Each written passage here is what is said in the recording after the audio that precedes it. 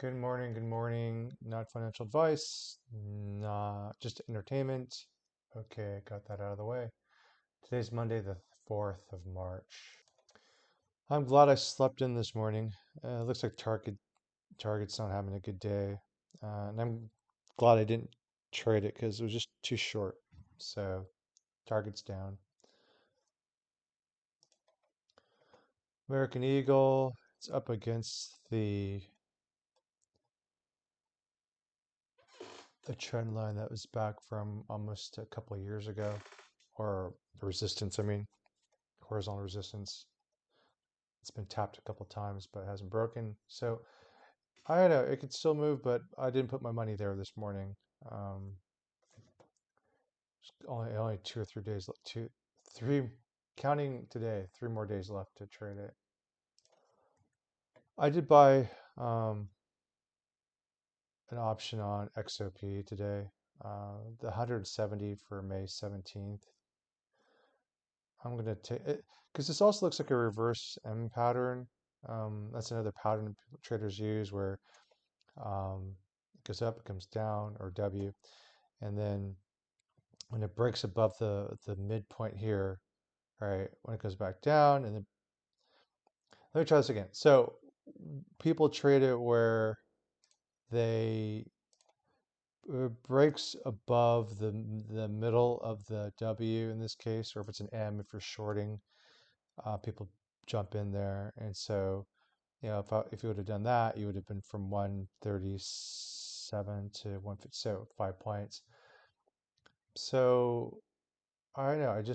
I'm willing to take a risk here. So I bought a call.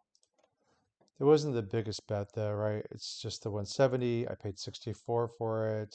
I'm already down $2. I don't care. I got 3 months to wait.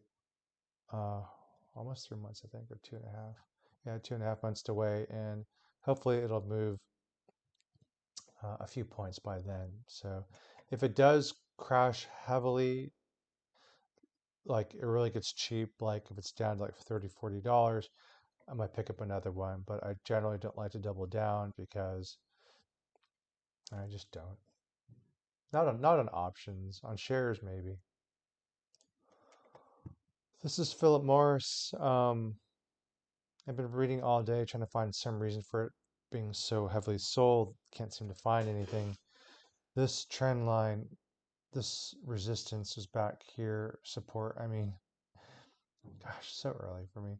Around 39. I mean, I don't always draw the wicks on the candles. I kind of like look more for the body for some reason. Maybe it's just because I'm such a bad trader.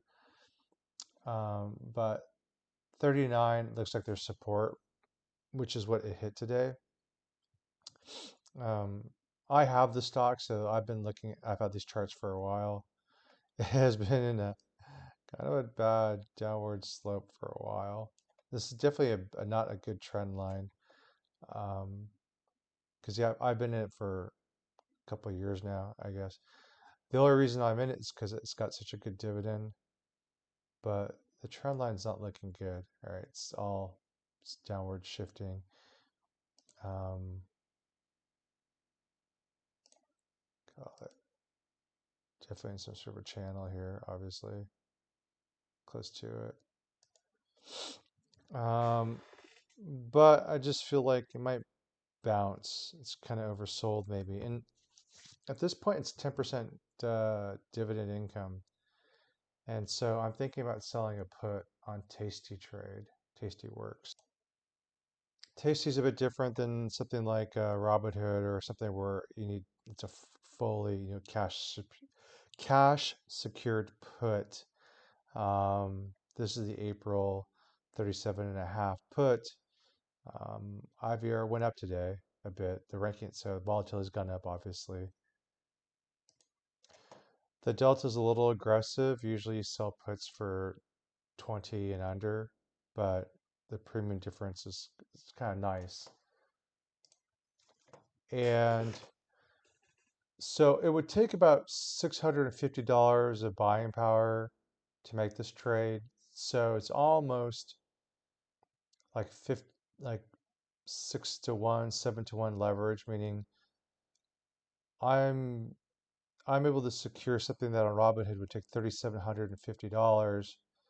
And here I only need 650. I take that back. What ratios? I can't do my ratios. Like 7, 6. Okay, it's like 6-to-1. Yeah, 6-to-1 ratio. But I only need $650 or so.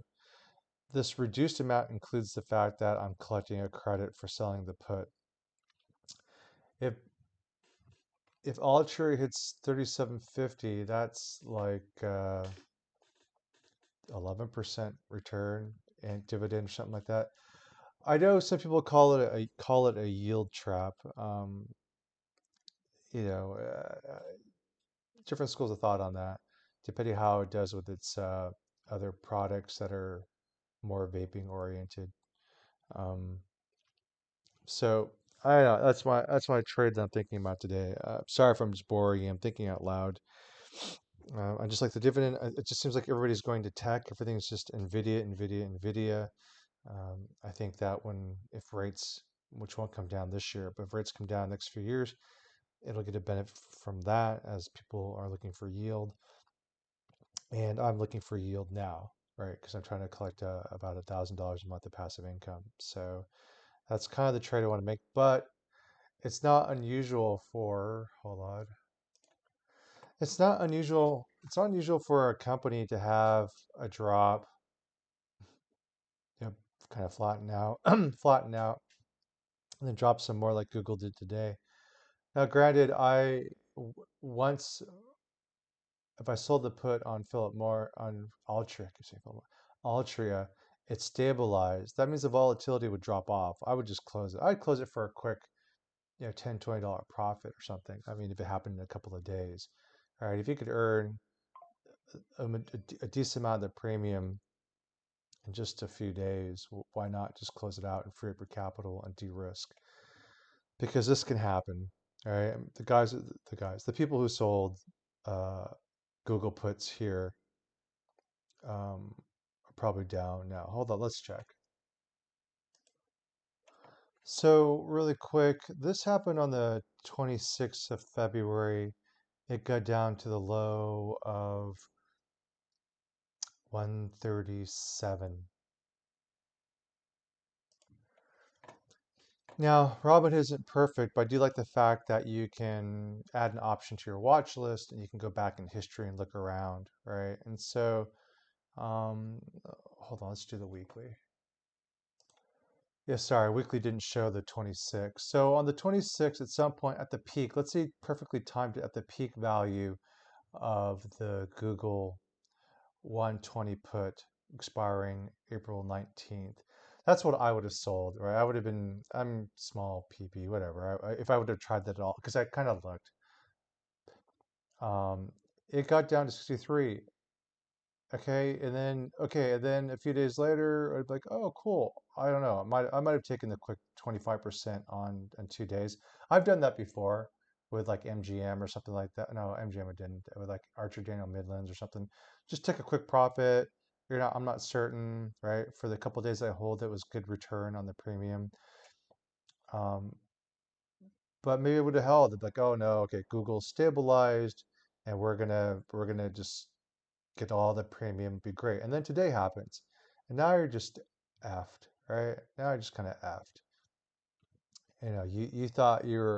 You thought at this point you had earned from 25% of it. At this point, you would have held through this, and now it's more than doubled. And that's the one thing that sits in my back of my mind is could this dump some more? And so that's all. That's my thinking. I don't know what I'm gonna do. I'm gonna keep watching it. I'm, I'm tempted. I was looking even at selling the $40 puts, which would be in the money. And I never sell in the money puts. Never. I've never done that. But I mean, I just like the yield, but am I yield chasing? Right? This is the this is the downward trending chart. But it's to be at the bottom of the chain. Just I'm just hoping it's oversold, right? And it's going to bounce, right? If we look at the chart here, I did buy a few shares. I did buy a few shares for my. So we were at So there have been other moments. Okay, this is back in October. That was really bad, right? But other than that, so even October, it bounced, recovered. Even on RSI basis, this is usually it tops off, right? But it's gone through it too. So that's all. All right, I'll stop rambling. Thanks for your time, just for entertainment, not for investment purposes.